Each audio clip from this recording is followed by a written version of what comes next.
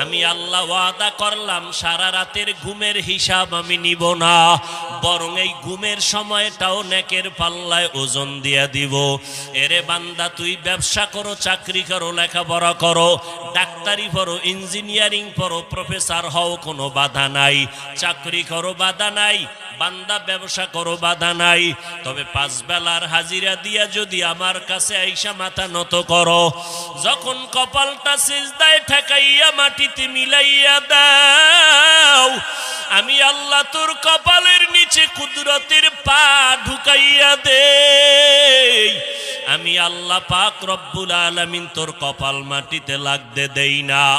আমি আল্লাহ পাক রব্বুল আলামিন যখন তুই হাজিরা দিলি 2 ঘন্টা সময়ের 20 মিনিট করিয়া, আমি আল্লাহ তোমার জিন্দেগির কোনো খানার হিসাব নিব না, আমি আল্লাহ তোমার কোনো কাজের হিসাব নিব না।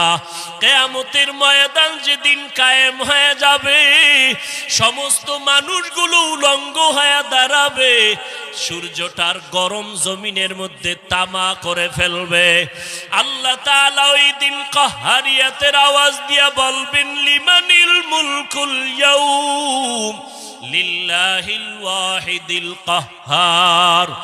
আল্লাহর নবী বলেন, এমন ভয়ঙ্কর অবস্থা হবে হাসরের ময়দানে, যেসব নবীদের কোনো গুনাহ নাই, সেই নবীরা পর্যন্ত কান্নায় বিভোর হয়ে যাবে। সূর্যের গরমে জমিনটা তামা হয়ে যাবে, গুনাহগারের মাথার মগজগুলো ভাতের মারের মতো ফুটতে থাকবে, পেটের নারী বুড়ি পায়খানার রাস্তা দিয়ে পড়ে যাবে। ওই কঠিন সময়ে যারা আল্লাহর মোহাব্বতে নামাজ পড়ি আল্লাহকে নিয়ে কবরে যাবে, হাসরের ময়দানে উঠবে, আল্লাহ পাক তার আশেকদের ডাকবেন আর বলবেন, ওরে